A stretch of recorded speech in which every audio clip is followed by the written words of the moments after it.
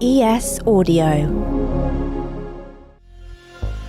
Hi guys, I'm John Weeks, and this is the Evening Standard's Tech and Science Daily. Coming up, why Apple's being investigated in France.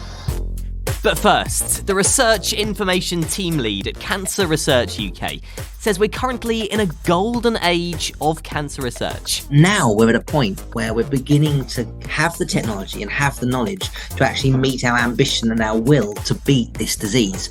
The technology that is now available to the scientists, the speed that they can do things, it's unrecognisable from even 10 years ago. Sam Godfrey's been talking us through some of the tech being used to improve and speed up both treatments and diagnosis tools. It's part of his job to choose which groundbreaking research the charity will fund, including things like a breath test that could detect lung and upper respiratory system cancer, and something called the eye knife. So the eye knife is this knife which effectively vaporizes some cancer tissue as it's cutting, and it sniffs it and it detects within that what molecules are present and can tell surgeons pretty much live whether what they're cutting through is healthy tissue or cancerous tissue. Sam told us they're also looking at using artificial intelligence to save doctors time looking through breast scans. He said doctors tend to notice almost imperceptible things within scans and get a gist for those that need following up. So AI is going to be learning from these doctors, so it can also learn to get the gist of these scans. And then what we can do is we can then partner one doctor with one AI reading these scans, which then frees up a whole second doctor to also go off and do that. So in effect, you double the diagnostic capacity.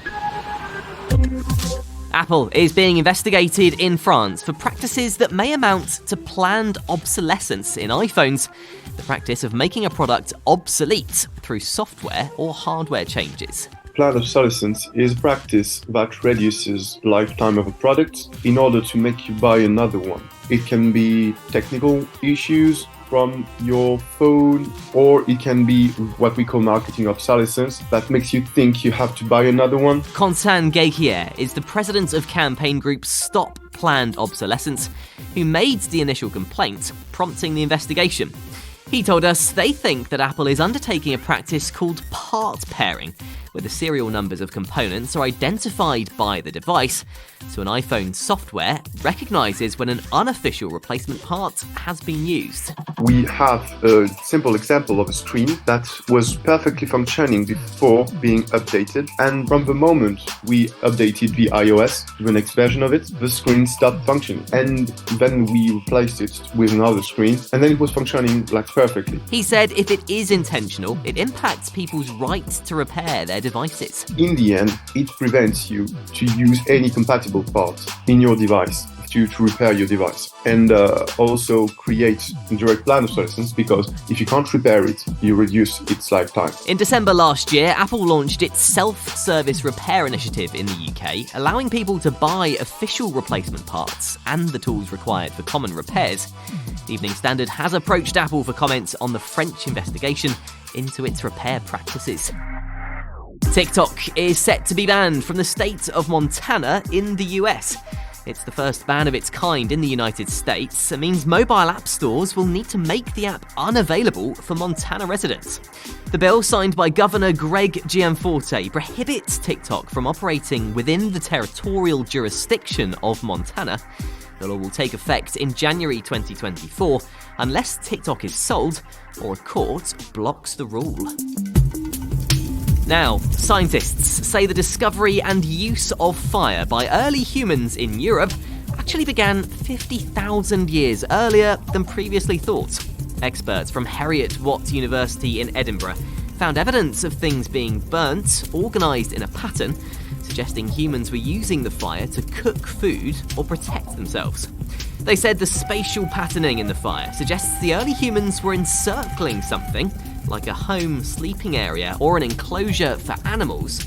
It means our ancestors were starting fires at least 250,000 years ago. The oldest clear evidence of human-controlled fire, though, is thought to come from East Africa and is around 1.5 million years old.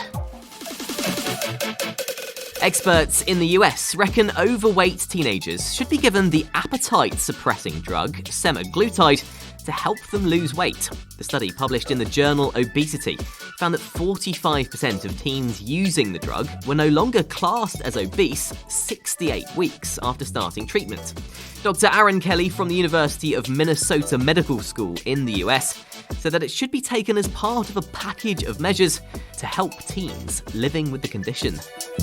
Coming up, the Titanic shipwreck in the most detail ever seen, and how good news takes the sting out of bad news. During the break, vote on our poll. Should overweight teens be given semaglutide? Welcome back. There's yet more evidence of bacteria and fungi that can eat through plastic, this time in some salt marshes in China. Experts at Royal Botanical Gardens Kew have found a diverse microbiome of plastic-degrading fungi and bacteria in the coastal salt marshes of Jiangsu. They counted 184 fungal and 55 bacterial strains capable of breaking down polycaprolactone, a biodegradable polyester commonly used in the production of various polyurethanes, aka the kind of plastic used for disposable cups, reusable bags, and medical trays. Of these bacterial strains, though, the team said some have the potential to further degrade other petroleum-based polymers, and it hopes they could hold the key to tackling global waste. And finally, the first ever full-size digital replica of the Titanic has been created. It was made by underwater investigations specialist Megalan using deep-sea mapping. Scans of the wreck were carried out over a 6-week expedition last summer, using 2 submersibles to map every millimetre of the wreck. The scan provides a unique 3D view of the entire ship, and it's hoped this new model will shed light on exactly how the liner sank in 1912. You're up to date. We're back tomorrow afternoon at 1. See you then.